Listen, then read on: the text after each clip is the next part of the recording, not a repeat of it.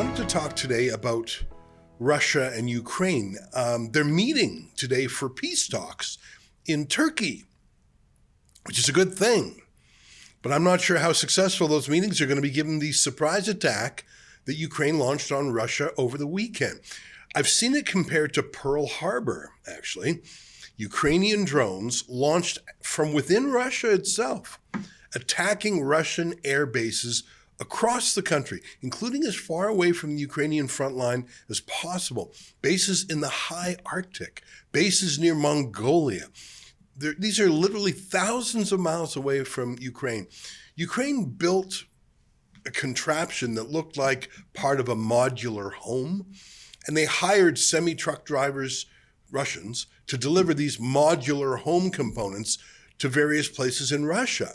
And then at a key moment, they told the unsuspecting truck drivers to pull over to the side of the road for a minute.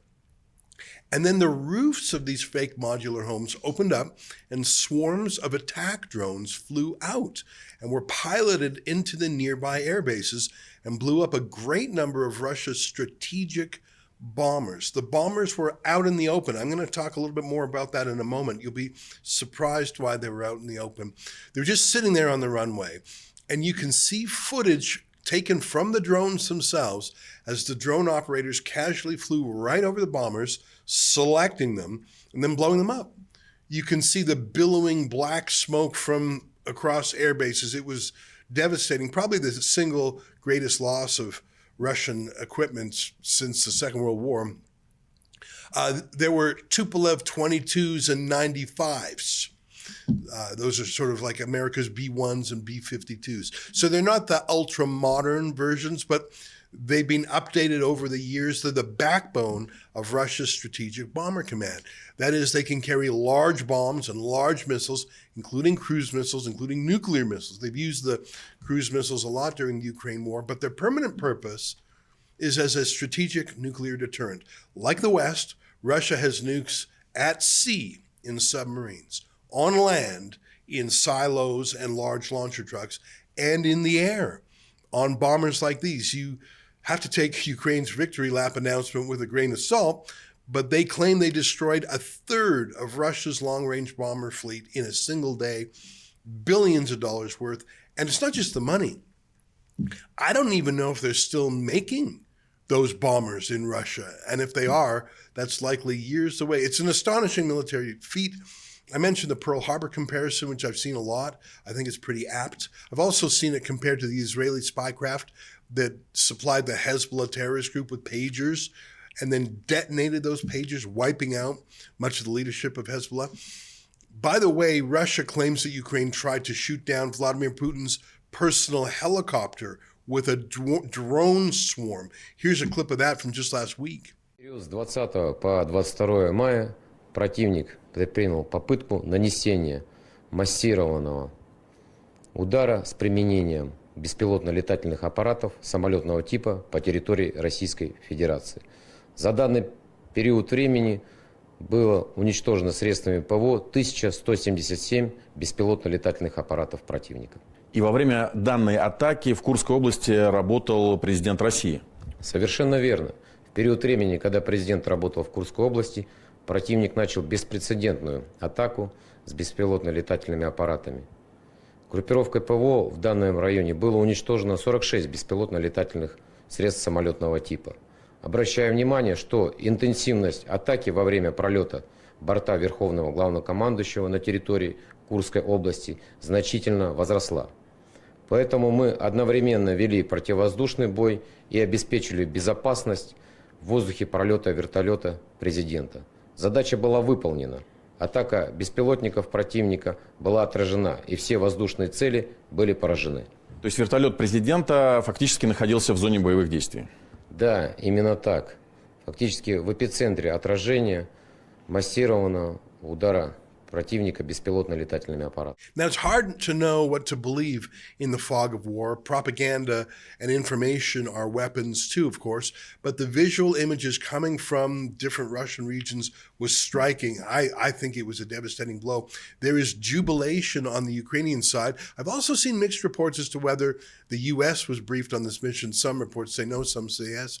I find it hard to believe that Trump would support such an escalation on the eve of peace talks in Turkey, given how badly he seems to want those talks to succeed. Remember, he once said he could end this war in 24 hours. But on the other hand, maybe Russia did not seem motivated enough to negotiate. And so this sharp, swift attack may have adjusted their thinking about the risks of a continued war. Maybe Trump's the guy who instructed it to proceed. We don't know. I mean, Ukraine has had some daring missions like this over the course of the war. They've sunk most of Russia's Black Sea fleet, including the enormous flagship Moscow. Ukraine doesn't have a comparable navy, of course. The Ukrainian navy was effectively seized by Russia when it captured the port of Sevastopol. But Ukraine has become a leading practitioner in asymmetrical warfare. They didn't need a big battle cruise missile to take out the Moskva or other big ships. They didn't need a big ship. That's what I'm saying. They just use missiles, or more and more they use sea drones. It also reminds me of the Ukrainian attack on the essential Kerch Bridge from Russia into Crimea, another special operation. I'm quite sure that even Trump and his Secretary of Defense and Secretary of State were unaware of the latest attack, that other parts of the U.S., if that's the case, that other parts of the U.S. military would have been intimately involved. So I actually think Trump probably gave it the green light to get the Russians more motivated. But even if he didn't know, there's no way other parts of the U.S. military didn't know. Don't take it from a right-wing source. The New York Times itself brags that the CIA has been directing the war from Kiev, being advisors. Of course, it's U.S. money, U.S. weapons, U.S. training, U.S. advisors. And hawkish U.S. senators, of both parties, by the way, are eager to take credit for it and to explain their rationale, degrading the Russian military without provoking retaliation against the U.S. itself. Here's Republican Senator Tim Scott. By degrading the Russian military, we actually keep our homeland safer, we keep our troops at home, and we all understand Article 5 of NATO. We have to level with the American people. I thought you said something about waiting until you return to talk. So hold on. So at the end of the day, I'm going to finish my. I'll be happy to debate ahead this. and I'll respond. I'll look forward to this one right now. So at the end of the day, when you think about the fact that if you want to keep American troops at home, attack on NATO territory would bring us and our troops in. By degrading the Russian military, we reduce, if not eliminate, an attack on NATO territory. Here's Republican Mitt Romney saying the same thing. Russia attempted to attack Kyiv, the capital of a sovereign nation, has brutalized the people of Ukraine, has kidnapped children, and continues to rain horror upon the people of Ukraine. I would note that our interest in Ukraine is not as if we're caring only for those people. Our interest in Ukraine, in my view, is it's in America's interest. It's interest in the people of the United States of America that Ukraine is successful in defending itself, because the well-being, the livelihood, the life, the freedom, and the prosperity of Americans are also at stake. And that's the reason that we're involved there. And no one loves this war more than Lindsey Graham. Here's what he had to say. Free or die. Free or die. Now you are free, Yes. and we will be. And the Russians are dying.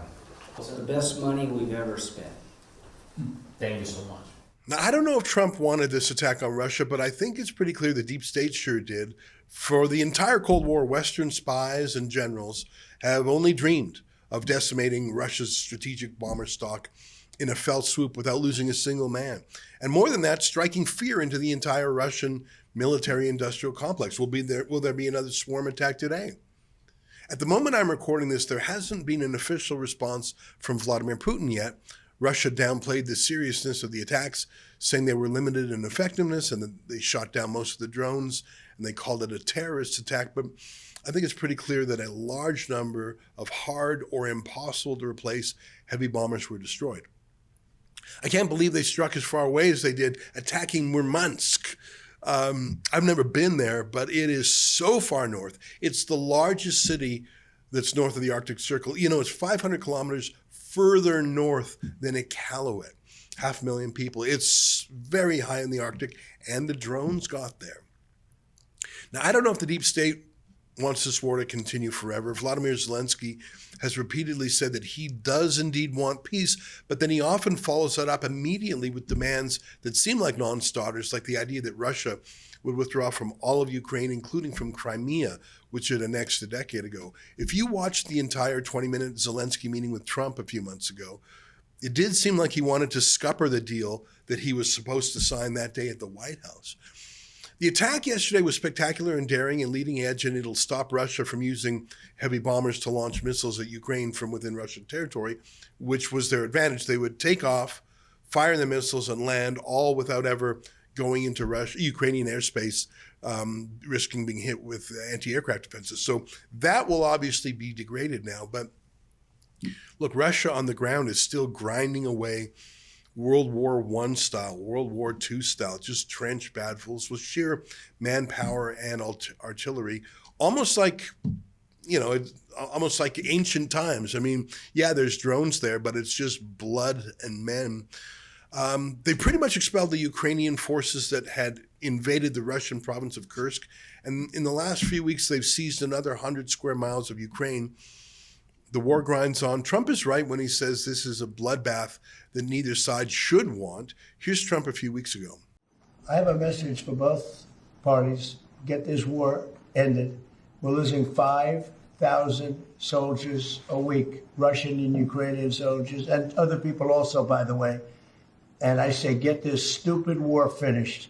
That's my message for both of them. I think he's getting exasperated. Maybe he did greenlight this attack. But here's the thing.